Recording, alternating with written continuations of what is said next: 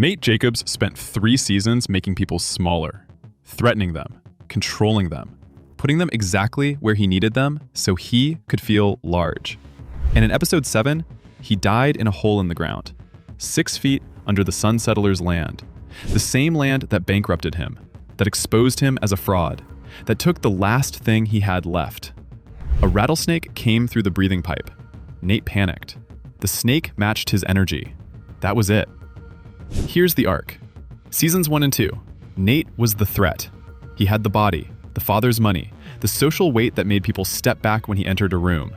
He used that weight on Jules, on Maddie, on anyone who got close enough to threaten the image he was maintaining.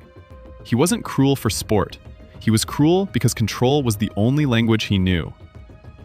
Season 3. He tried to change. Dropped the cruelty for ambition. Built a business, married Cassie, went trad. The problem is that none of the qualities that made him dangerous in seasons 1 and 2 transferred to the real world. He had no actual competence, no money, no leverage. Everything he had was borrowed: the image, the authority, the respect. When that went, there was nothing underneath. And that's when Nas found him. A man who does to Nate exactly what Nate spent 2 seasons doing to everyone else. Puts him under his thumb, makes him dance, takes pieces of him until there's nothing left to take.